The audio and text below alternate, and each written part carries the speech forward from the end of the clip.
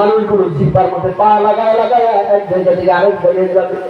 আর আল্লাহ রাব্বুল আলামিন বলে বলবেন, ও আল্লাহ, আমরা এমন জায়গায় এসেছি আল্লাহ, আমাদের জিব্বাটা যুদ্ধ করতে নাবিক স্থল পর্যন্ত এসে গেছে। এমন অবস্থা হয়ে যাবে মানুষের জিব্বাটা কুকুরের মতো, কুকুরে যেরকম এরকম জিব্বা ছেড়ে দেয়, এক পর্যায়ে মানুষগুলো এরকম জিব্বাটা ছেড়ে দেবে। আর বিভীষিকাময় বিশ্ব থেকে মানুষগুলো হয়রান হয়ে যাব। আর বলবো,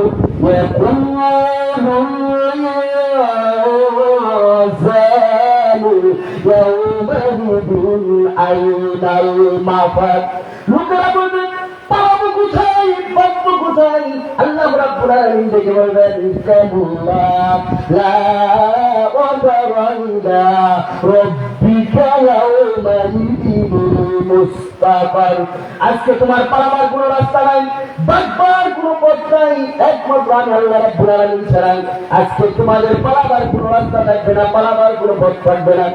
আমার ভাই, আমার ভাইরা, একটু লক্ষ্য করে দেখুন, আল্লাহ সুবহানাহু ওয়া তাআলা এমন ভাবে বললেন, মানুষগুলো যখন বিভীষিকাময় বিশ্বে হয়রান হয়ে যাবে, মানুষের জিহ্বাটা যখন এরকম ভুলে যাবে, মানুষ আল্লাহর কাছে বলবে, আল্লাহ আমাদের একটি পানির ব্যবস্থা করে দিন, আমরা একটু পানি পান করি। আল্লাহ রাব্বুল আলামিন আবার বলেন,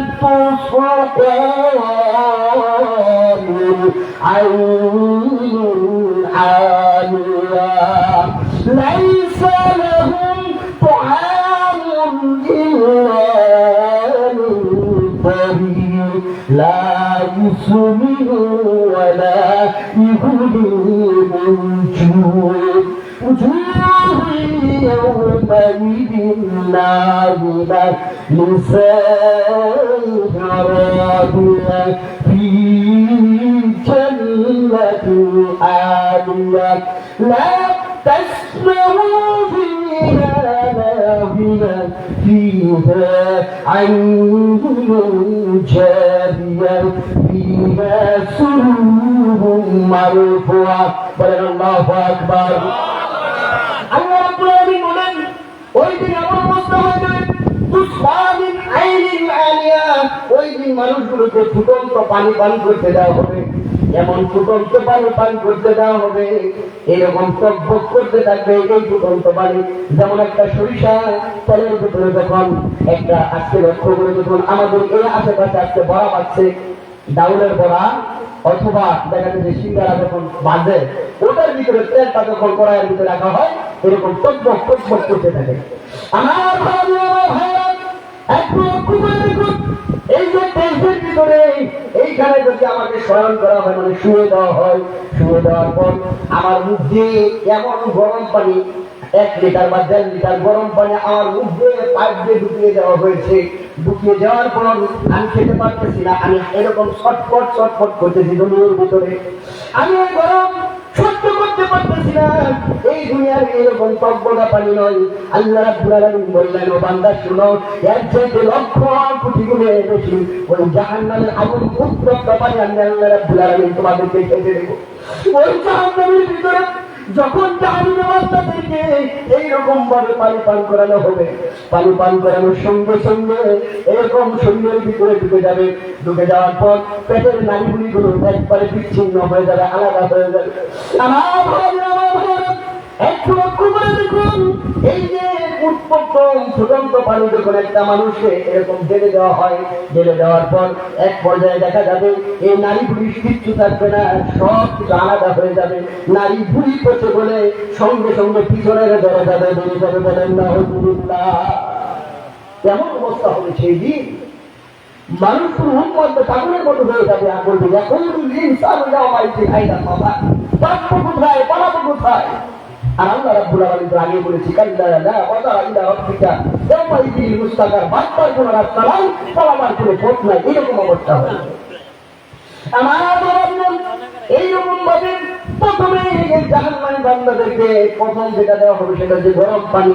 এই গরম পানি দিয়ে তাদেরকে আমরা একটু লক্ষ্য করে দেখুন, আমাদের বাবাজিরা আজকে গরমের দিন আপনার বাড়িতে একজন মেহমান গেল, মেহমান যাওয়ার পর আমরা কি করে একটু শরবতের পানি দেখি কিনা বলেন, অথবা একটা ফল দিলাম, ফল দেওয়ার পর তাদেরকে খাওয়ালাম, খাওয়ানোর পর আস্তে আস্তে করে তারপরে তাদের মেহমানদারি করি। ওই রকম ভাবে আল্লাহ রাব্বুল আলামিন নাফরমান বান্দা যারা কাফের অবস্থায় মৃত্যুবরণ করবে ওই দিন মানবে মেহেরবান আল্লাহ সুবহানাহু ওয়া তাআলা তাহাজ্জুদ ধারণ করবেন আর ফেরেশতা মণ্ডলীকে হুকুম করবেন ও আমার ফেরেশতারা এদেরকে ধর শিকলবন্দি কর, এদেরকে হাত পা এইরকম ভাবে শিকলবন্দি করা হবে, হাত পা বেঁধে নেওয়া হবে, হাত বান্ধা হবে, পা বান্ধা হবে, এই হাতগুলো পাগুলো এমন ভাবে বান্ধা হবে আমার বাবাজিরা আমার ভাইয়েরা একটু লক্ষ্য করে দেখুন ওই দিন হাতগুলো বান্ধার জন্য পাগুলো বান্ধার জন্য আল্লাহ রাব্বুল আলামিন জাহান্নাম থেকে একজন ফেরেশতা আনলেন, একজন দুইজন ফেরেশতা নয়, ওই জাহান্নামকে তুলে আনার জন্য আল্লাহ রাব্বুল আলামিন এমন ফেরেশতা নিযুক্ত করে রেখেছেন ৭০,০০০ লাগাম থাকবে জাহান্নাম থেকে তুলে ধরে আনার জন্য। ৭০,০০০ লাগাম, ওই ৭০,০০০ লাগামের ভিতরে আবার এক একটা লাগামের ভিতরে ৭০,০০০ করে ফেরেশতা আল্লাহ রাব্বুল আলামিন তাদের জন্য নিযুক্ত করে দিবেন, বলেন সুবহানাল্লাহ।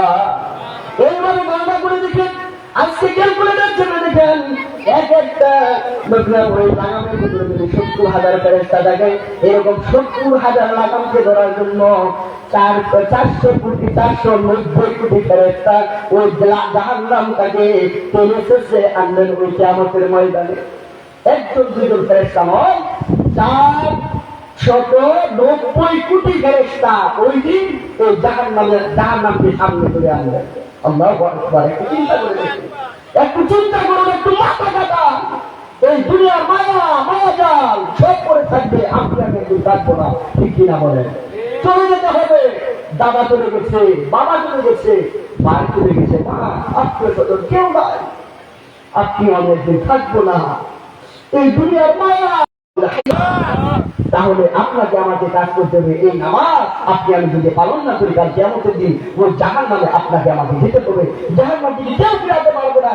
জাহান্নাম বড় কঠিন জায়গা, জাহান্নাম বড় আযাবের জায়গা, গজবের জায়গা।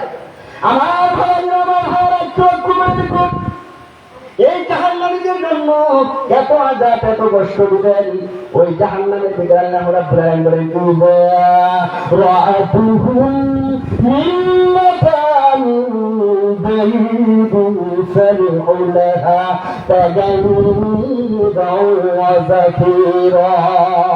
যখন জাহান্নামীদেরকে হাত পা বেঁধে জাহান্নামের দিকে নিয়ে যাওয়া হবে, জাহান্নামের রক্ষীরা যখন তাদেরকে নিয়ে যাবে,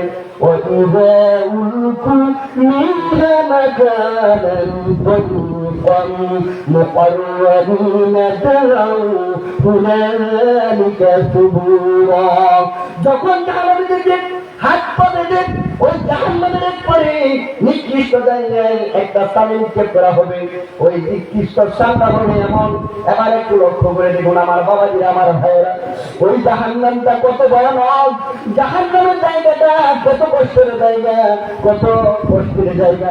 আর জাহান্নামের গভীরতা সম্পর্কে আল্লাহর নবী জনাব মুহাম্মদ রাসূলুল্লাহ সাল্লাল্লাহু আলাইহি ওয়াসাল্লাম কি বলেছেন আমার বাবাজিরা আমার ভাইয়েরা, একটু লক্ষ্য করে দেখুন।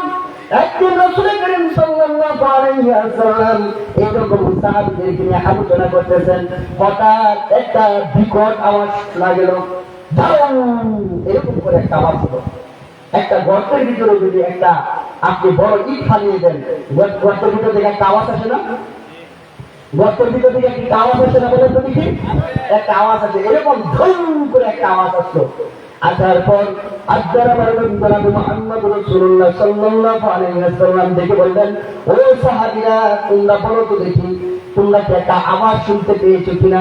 এবার সাহাবীগণ বললেন, ইয়া রাসূলুল্লাহ সাল্লাল্লাহু আলাইহি ওয়াসাল্লাম, আমরা এমন বিকট একটা আওয়াজ শুনলাম, সেই আওয়াজ আমরা দুনিয়াতে কখনো শুনি নাই, এমন একটা আওয়াজ শুনলাম। এবার লক্ষ্য করে দেখুন, আমরাও বিকট আওয়াজ শুনেছি, ঠিক কিনা বলেন? আমরা বিকট আওয়াজ শুনি না? আচ্ছা, সবচেয়ে বড় বিকট আওয়াজ একটা নাম বলেন তো দেখি, এরকম বিকট একটা আওয়াজ বলেন তো দেখি, কিসের আওয়াজ? বিকট মানে অনেক শব্দ হয়, ছাড়া পড়লে, চাক্কা ফুটলে, বা একটা রাইফেল থেকে একটা গুলি আউট হলে, এইরকম ভাবে বিকট আওয়াজ শোনা যায়। কিন্তু এর চাইতে একটা বিকট আওয়াজ যখন শোনা গেল, এবার আল্লাহর নবী জনাব মুহাম্মদ রাসূলুল্লাহ সাল্লাল্লাহু আলাইহি ওয়াসাল্লাম সাহাবীদেরকে উদ্দেশ্য করে বললেন, ও সাহাবীরা তোমরা কি বলতে পারো এটা কিসের আওয়াজ? তখন তখন সাহাবী বললেন, ইয়া রাসূলুল্লাহ সাল্লাল্লাহু আলাইহি ওয়াসাল্লাম, আল্লাহু আলাম, আল্লাহ এবং আল্লাহর রাসূল ভালো জানেন, আমরা জানি না। এবার আল্লাহর নবী জনাবে মুহাম্মদ রাসূলুল্লাহ সাল্লাল্লাহু আলাইহি ওয়াসাল্লাম দেখে বললেন, ও সাহাবীরা শুনো, এই জাহান্নামের ভিতরে, জাহান্নামের মুখের কাছে একটা পাথরের টুকরা রাখা হয়েছিল। এই পাথরের টুকরাটা আবার এই জাহান্নামের ভিতরে গর্তের ভিতরে নিক্ষেপ করা হয়েছিল। এই জাহান্নামের ভিতরে, এই গর্তের ভিতরে আজ থেকে একদিন দুই দিন আগে নয়, 1 বছর 2 বছর আগে নয়, আজ থেকে 70 বছর আগে ওই জাহান্নামের মুখের উপরে পাথরটা ছেড়ে দিয়েছিল। আজকে এই জাহান্নামের উপর থেকে পাথরটা ওই জাহান্নামের গর্তের ভিতরে ঢুকে গেছে, বলেন নাউজুবিল্লাহ।